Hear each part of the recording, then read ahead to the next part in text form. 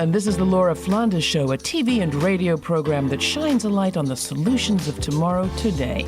We report on the people and movements driving systemic change from the worlds of politics, arts, and entrepreneurship. Welcome. Judge Ketanji Brown Jackson faced tough questioning during the Senate confirmation hearing on her nomination to the Supreme Court. Everyone expected that.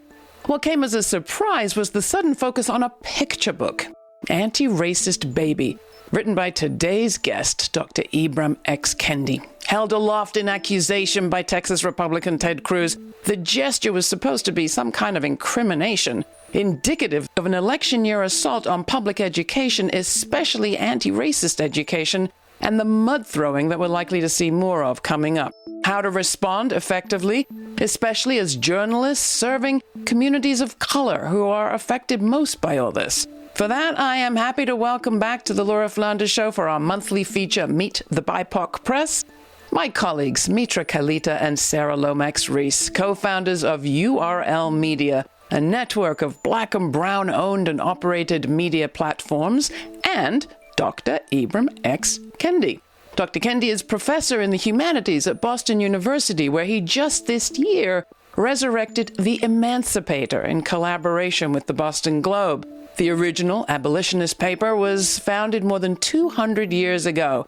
He's also the author of 5 #1 New York Times bestsellers, including Stamped, Racism, Anti-Racism, and You, which was #2 on the American Library Association's list of most challenged books in 2020. His next 2 books, coming out in June, are How to Raise an Anti-Racist and the picture book, Good Night Racism. And did I mention he's a 2021 MacArthur Genius Award winner? Dr. Kendi, thank you for joining us. Mitra, Sara, thank you for joining us again. Season 3 on public television stations and year 2 of our Meet the BIPOC Press collaboration. Mitra, to you. Want to kick off our conversation today?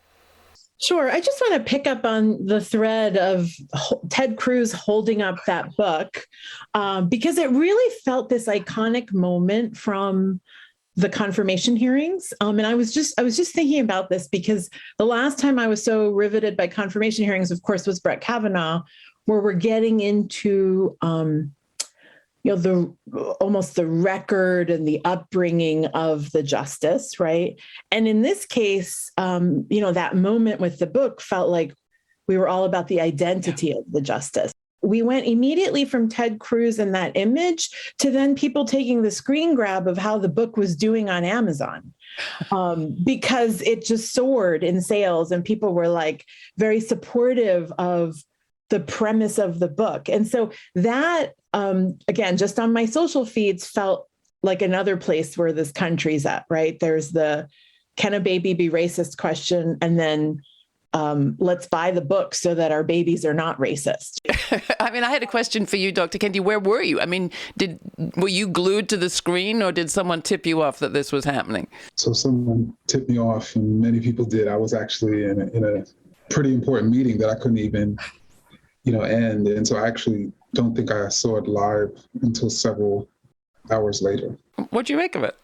I mean, initially I was just horrified to see the way in which my sort of books and other books were distorted and even weaponized because a senator was trying to undermine, someone who was nominated for the court, and their record was untouchable. So he was trying to figure out other ways, to affect her. And I think, the fact that he would use my work and distort it, and then to see how difficult it was for her in that moment, I think was very difficult for me to see.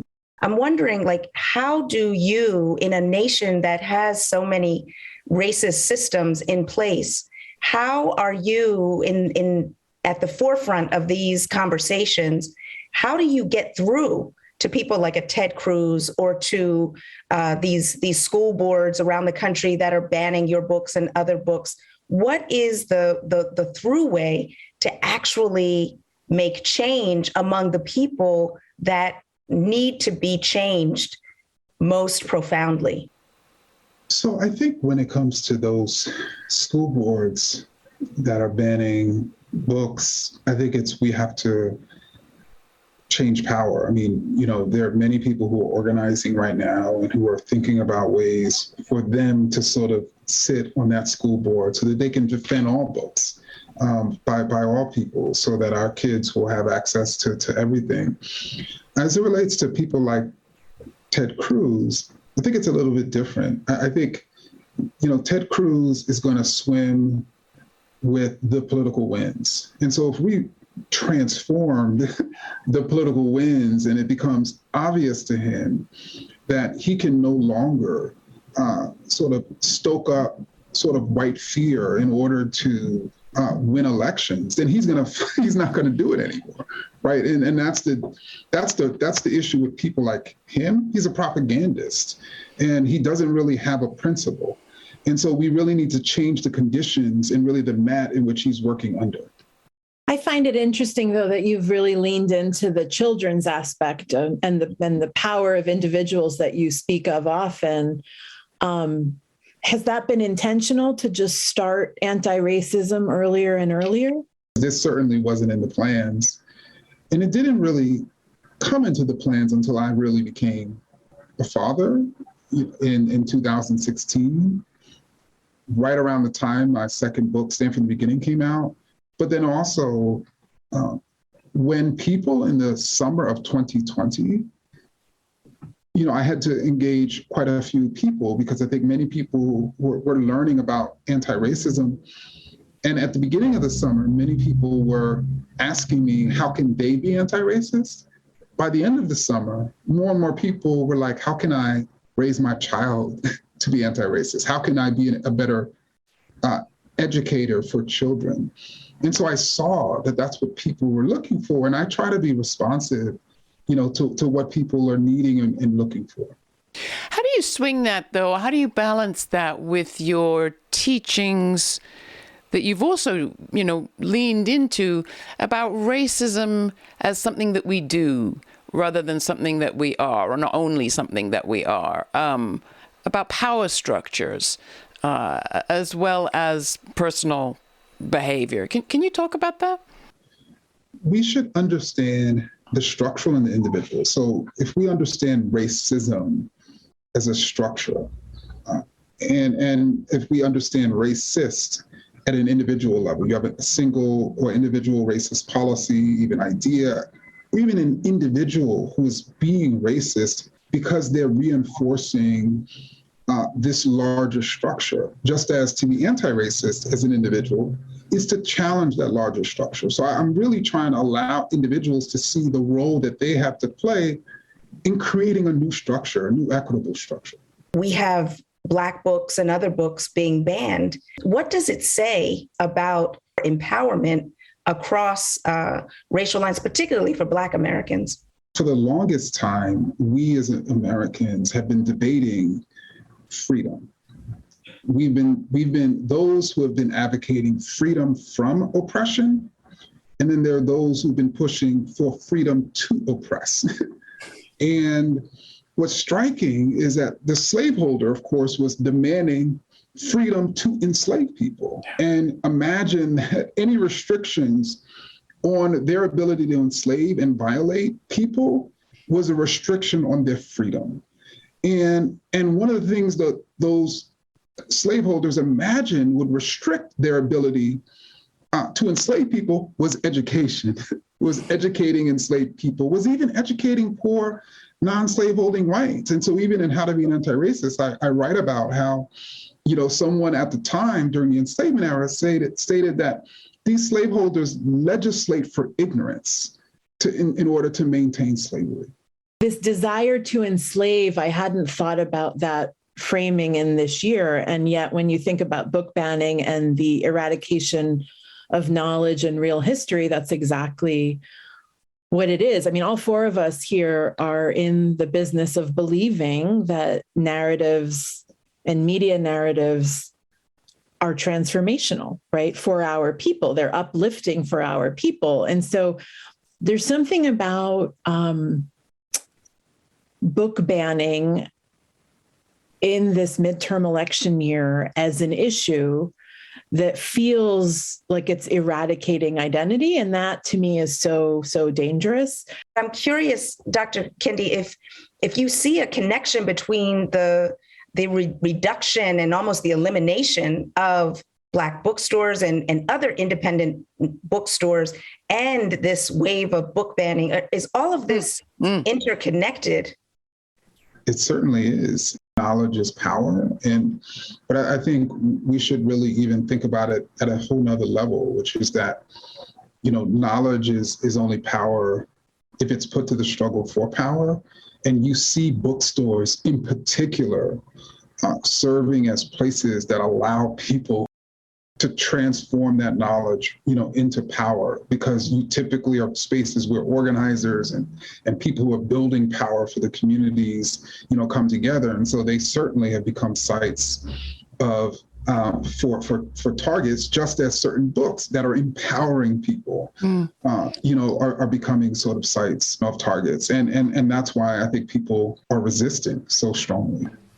This is the Laura Flanders Show. I'm Laura, and I'm joined by my co-hosts, the founders of URL Media, Sara Lomax-Reese of Philadelphia's WURD Radio, and Mitra Kalita of Epicenter NYC for our monthly Meet the BIPOC Press Roundtable. Our guest this time is Dr. Ibram X. Kendi, founding director of Boston University's Center for Antiracist Research. He's the author of several books that landed on the New York Times bestsellers list, including Stamped from the Beginning, The Definitive History of Racist Ideas in America, which won the National Book Award for Nonfiction, as well as Antiracist Baby. He has 2 new books about to be released, How to Raise an Anti-Racist, and a picture book, Good Night Racism. Time magazine named Dr. Kendi one of the 100 most influential people in the world 2 years ago. And in 2021, he was awarded a MacArthur Genius Grant. You'll want to see him in action, and you can. You can watch this show on our YouTube channel and on over 300 public television stations across the country. Just go to lauraflanders.org for more information. And while you're there, sign up for our weekly newsletter to receive information on all of our streaming events and web exclusives, including the upcoming podcast release of the full uncut conversation from today's show with Dr. Kendi. All of our monthly Meet the BIPOC Press Roundtables, in partnership with URL Media, are available for you to explore right there at lauraflanders.org. URL Media is a network of Black and Brown owned and led community media organizations. They're just entering their 2nd year. Next, we discuss Dr. Kendi's collaboration with the Boston Globe newspaper in resurrecting and reimagining the first abolitionist paper in the U.S. The Emancipator was that paper, and its importance today is part of our conversation coming up. But first, here's the title track from Surf Coast multi-instrumentalist Emi Owusu's album Brown Supremacy.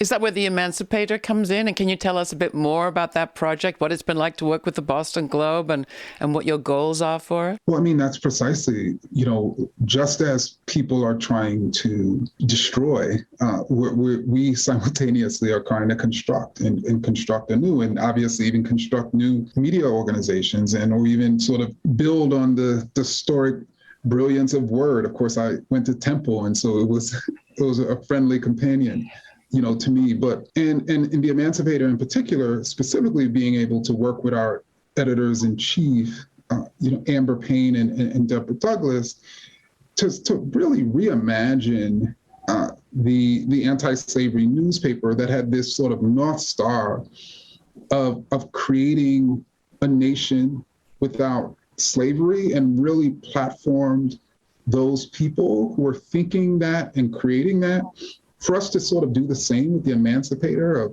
of really bringing together those thinkers and writers and campaigns that are really trying to, to abolish racism and are focused on that is really exciting, because it's a more solution-oriented form of journalism, and I think that's what we need. Do you have a goal of an idea of what you would like to see, I don't know, for lack of a better word, big J journalism emancipate itself from? I mean, if we could do with the Emancipator and other similar publications what anti-slavery newspapers did, prior to the Civil War, I'd feel as if we accomplished something. All right, so I'll take the tradition of Tom Paine. You take the Emancipator. Maybe we could get somewhere. I would love to go back just for a second, though, to two things. One, the censorship attacks. You made the point, Mitra, that as soon as Antiracist Baby became a popular meme, sales went up. But so too attacks in libraries, in schools, none of that has stopped. And even though, Dr. Kendi, your book seems to have not been in the top 10 most challenged books of last year, you were number 2 in 2020, right up there with Harper Lee and John Steinbeck and Toni Morrison. What can be done and what is being done to confront censorship and book banning per se, Dr. Kendi? So I do think there's a lot of organizing that is happening, particularly at the local level, whether that's people who are forming organizations to pressure school boards or library officials to not ban books, or even people who are organizing book clubs, even students and young people who are organizing banned book clubs, because you're not going to take anything away from a kid and expect them not to try to grab it themselves. And so I think that's happening. I'd like to see more lawsuits. I'd like to see more preventative legislation. I'd like, to see ways to address this at a federal level. But I think there are many things that are being done. If I could jump in, because there was a quote that a wonderful writer and speaker, her name's Ruth King, she says that racism is a heart disease. And so I'm wondering, how do you combat that heart disease when you have so many people who are benefiting from structural racism? And is it something that generationally it will work itself out? Are we seeing younger and younger people adopting different frameworks and ways of viewing race and racism? Or is it something that does have to be attacked and uprooted each generation? That's a hard question, because I think on the one hand, I believe for the election of Donald Trump, I believe in 2016, a majority of white youth voted for Donald Trump. But then there, of course, are a significant number of youth of color, in the United States. And those youth of color, combined with even some progressive youth, are generally more likely than really any other age set to express even anti-racist ideas. But then what's also the case is, at least in 2020, one poll found, from my understanding, the highest recorded percent of Americans were saying racism exists and a huge problem. But by the end of the summer, it had dipped down double digits, right? And it's really hard to say what it is now. And so there is a governing majority of people, but the problem is we're not able to necessarily govern because of all sorts of gerrymandering and voter suppression. A lot of the framing around the critical race theory and all of that is around like white fragility, and you can't tell my child that they should be ashamed of their whiteness and their heritage, and this whole contextualization around white people actually being victimized by critical race theory or the literature that you've written, how do, and that's a powerful talking point, how do we combat that framing? Because it's really been, I think, incredibly successful in changing the narrative. Well, I'd say in two ways. First, that we talk about that is a talking point of white supremacist organizations that is now mainstream. So historically, white supremacist organizations have went to white people and said, you are the primary victims of racism, or you are being impacted by genocide, or you are being harmed by immigration. So therefore, the white race needs to come together and defend itself. And that's what we as a white supremacist organization are seeking to do. And now that boogeyman that apparently is harming white people is CRT. And so, this is the mantra of white supremacy. And I don't think many people are willing to acknowledge just how mainstream this white supremacist talking point is. I think the second thing is the fact that actually anti-racist education is actually helpful and protective for white children. So in other words, if you're a white child and you're constantly being bombarded with this idea that you are special because you're white, an anti-racist education could say nobody's special or not special because of their skin color. Through an anti-racist education, we can learn about white abolitionists who fought against slavery, white civil rights activists who fought against Jim Crow. You can then see yourself through them and then fight today against racism. I think there are probably people watching, Dr. Kendi, who are curious about raising their kids, especially their white kids, differently. It's not your job to tell us how to do that. But I'm sure there are questions that you can help people answer for themselves. Man, where do we even begin? I think it's important for first parents to realize that their nonverbal language says a lot to children.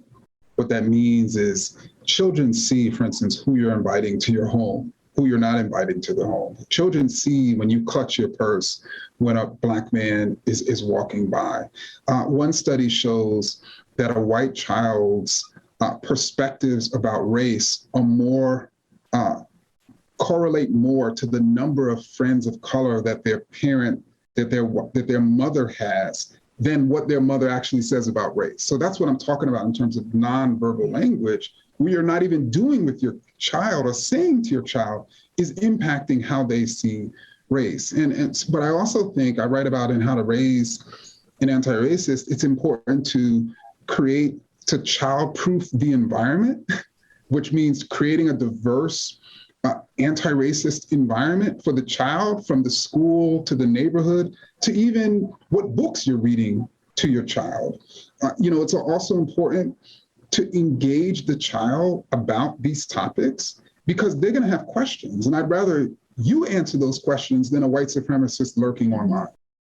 I just want to say one of the things that Dr. Kendi's work, especially with children, represents is the place for white people in the conversation, that it really feels like if this year is about white nationalists getting people together and saying, we got to get together, there's no place for us, that his work is a counter to that.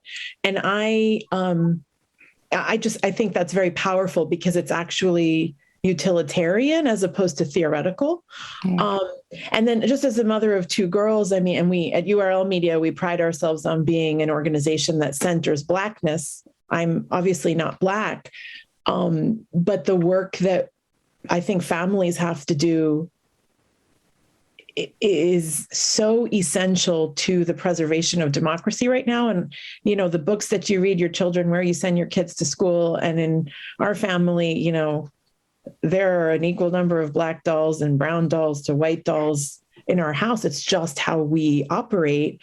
And to connect that to saving the Republic might feel very lofty, but I actually think those two things are absolutely related. I have to go back to Judge Jackson before we close. And I thought of her as I was reminded of something that you've written, Dr. Kendi. In How to Be an Anti-Racist, you say, I'm no longer policing my every action around an imagined white or black judge, trying to convince white people of my equal humanity, trying to convince black people I'm representing the race well. I thought of her in that context and how she had to do those things in front of all of us for so many days and did it so gracefully. But I wondered how you thought about that scene and whether you imagine in your lifetime, in our lifetime, that we will be rid of it, rid of scenes like that. I mean, that's the goal.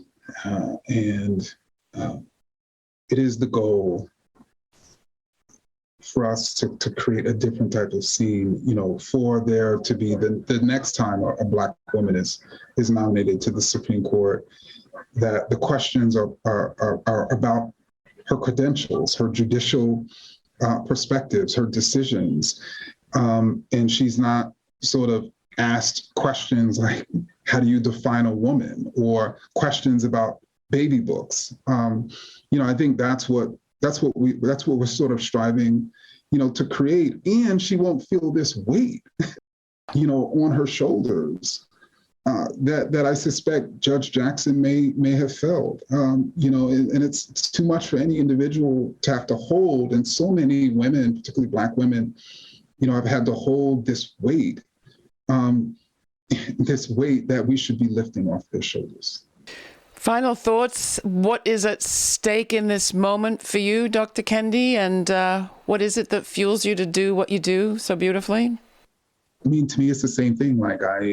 What's at stake is joy. I mean, at the end of the day, the one of the net effects of racism, aside from people literally losing their lives, is misery. And so the inverse to that is creating a joyful life, and to creating conditions where people can enjoy their lives, no matter their skin color. Well, this has been another thoughtful episode of Meet the BIPOC Press. I thank you all for your work and for partnering with the Laura Flanders Show in these conversations. Sara, Mitra, always wonderful to be with you. And Dr. Kendi, thank you for giving us some of your time today. We really appreciate it.